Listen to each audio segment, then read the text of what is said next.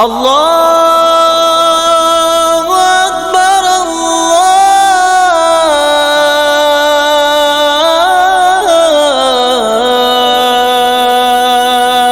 اکبر۔ چلو نماز پڑھیں، چلو نماز پڑھیں، چلو نماز پڑھیں، چلو نماز پڑھیں۔ قابل صد احترام شائقین و شائقات سچا پیغام، السلام علیکم ورحمۃ اللہ وبرکاتہ۔ ابھی چند دن پہلے آپ حضرات کو معذوروں سے متعلق پاکی حاصل کرنے کے چند مسائل سے آگاہی دی گئی تھی کہ جو معذور اور بیمار لوگ پانی استعمال کر کے پاکی حاصل نہیں کر سکتے ہیں، یعنی عام صحت مندوں کی طرح پانی سے وضو نہیں کر سکتے ہیں، یا زیادہ بیمار اور کمزور ہو جانے کی وجہ سے خود وضو نہیں کر سکتے ہیں، ایسے معذورین کے چند مسائل بیان کیے گئے تھے۔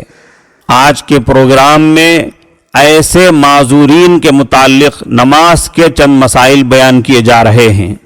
اس سلسلے میں سب سے پہلے یہ بات ذہن میں رکھیں کہ آدمی کتنا ہی سخت بیمار کیوں نہ ہو، جہاں تک ہو سکے نماز وقت پر ادا کرنا چاہیے۔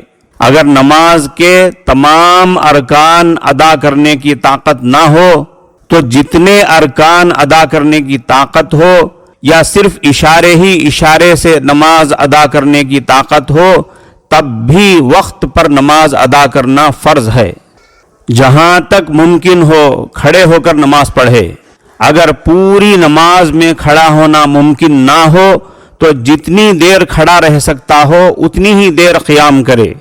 یہاں تک کہ اگر کوئی معذور یا بیمار صرف تکبیر تحریمہ کہنے کے لیے ہی کھڑا ہو سکتا ہے تو وہ کھڑے ہو کر ہی تکبیر تحریمہ کہے اور پھر بیٹھ کر پوری نماز پڑھے۔ کھڑے ہونے کی طاقت رکھتے ہوئے بھی بیٹھ کر نماز پڑھنا درست نہیں، نماز نہیں ہوگی۔ اگر کوئی کھڑے ہو کر نماز پڑھنے سے بالکل معذور ہو، کھڑا نہ ہو سکتا ہو، یا کمزوری کی وجہ سے گر پڑنے کا اندیشہ ہو، یا کھڑے ہونے سے چکر آتا ہو، یا کھڑے ہونے کی وجہ سے ناقابل برداشت تکلیف ہوتی ہو، یا اگر کھڑا ہو بھی جائے تو رکوع اور سجدہ ادا کرنے کی طاقت نہ ہو، تو ایسی تمام صورتوں میں بیٹھ کر نماز پڑھنے کی گنجائش ہے۔ پھر بیٹھ کر نماز پڑھنے میں اگر ممکن ہو تو مسنون طریقے سے بیٹھے، جس طرح التحیات پڑھتے وقت بیٹھتے ہیں۔ لیکن اس طرح بیٹھنا اگر ممکن نہ ہو تو پھر جس طرح سہولت سے بیٹھ سکے بیٹھ کر نماز پڑھے۔ اگر رکوع اور سجدہ نہ کر سکتا ہو تو اشاروں سے رکوع اور سجدہ کرے۔ اشارے کے ذریعے رکوع اور سجدہ کرنے کے سلسلے میں بطور خاص یہ بات یاد رہے کہ آنکھوں سے، پلکوں اور بھووں سے اشارہ کرنا کافی نہیں ہے، سر سے اشارہ کرنے کا اعتبار ہے۔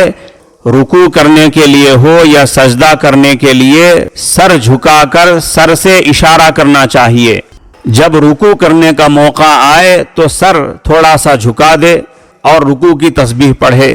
پھر جب سجدہ کرنا چاہے تو رکوع کرنے کے لیے سر کو جتنا جھکایا تھا اس سے کچھ زیادہ سر جھکائے اور سجدے کی تسبیح پڑھے۔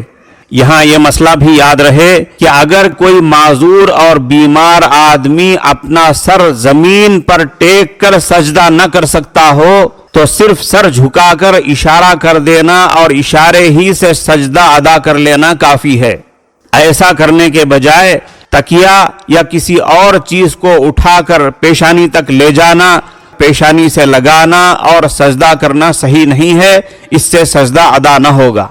یہ مسئلہ بھی یاد رہے کہ اگر کسی معذور اور بیمار آدمی کو بیٹھ کر نماز پڑھنے کی بھی طاقت نہ ہو، یا بیٹھ کر نماز پڑھنے کی صورت میں ناقابل برداشت تکلیف ہوتی ہو، یا بیماری کے بڑھ جانے کا اندیشہ ہو، یا زخم کے ٹانکے کھل جانے کا خطرہ ہو، تو پھر لیٹے لیٹے اشارے سے نماز پڑھے۔ اور لیٹ کر نماز پڑھنے کی بہتر صورت یہ ہے کہ آدمی چت لیٹ کر قبلے کی طرف پیر کر لے، مگر پیروں کو پوری طرح قبلے کی طرف نہ پھیلا دے، بلکہ घुटने खड़ा रखे और सर के नीचे तकिया रखकर सर जरा ऊंचा कर ले और इशारों से रुकू सजदा करे। अगर ये भी मुमकिन ना हो तो फिर शिमाल की जानिब यानी नॉर्थ की जानिब सर करके दाहिनी करवट पर लेट कर नमाज अदा करे। अगर ये भी मुमकिन ना हो तो उस माजूर और बीमार के लिए जिस तरह मुमकिन हो उस तरह नमाज अदा कर ले। इसी के साथ ये भी याद रखें कि अगर किसी बीमार की कमजोरी इस हद तक बढ़ गई हो कि इशारों से नमाज पढ़ने की भी ताकत ना हो तो फिर उस वक्त नमाज ना पढ़े, सेहतमंद होने पर उसकी कज़ा करे। इसी तरह अगर बीमार को कमजोरी की वजह से गशी की कैफियत तारी हो जाए और 6 नमाजों के वक्त तक ये कैफियत बाकी रहे तो फिर उन नमाजों की कज़ा वाजिब नहीं है।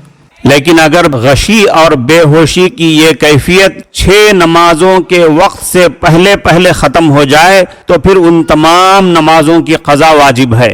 इसी किस्म का एक और मसला, अगर किसी नमाज के दौरान बीमारी का हमला हो जाए और वो खड़े होने से माजूर हो जाए तो उसी वक्त बैठ जाए और बैठ कर नमाज पूरी करे।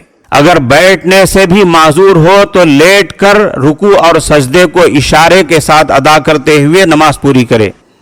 इन्हीं मसाइल के ज़िम्न में चलती ट्रेन में नमाज पढ़ने का मसला भी समझ लेना चाहिए। आम तौर पर देखा जाता है जब लोग चलती ट्रेन में नमाज अदा करना चाहते हैं तो बैठकर अपनी सीट पर नमाज अदा कर लेते हैं।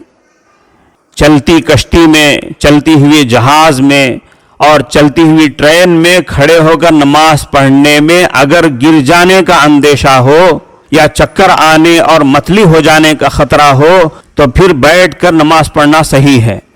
लेकिन अगर ऐसी बात ना हो, खड़े होने की ताकत और सहूलत हो, खड़े होकर नमाज पढ़ने की सूरत में गिर जाने का और चक्कर खाने का अंदेशा ना हो तो फर्ज और वाजिब नमाज खड़े होकर ही अदा करना चाहिए। बेशक नमाज रोकती है हर बुराई से, बेशक नमाज रोकती है हर बुराई से।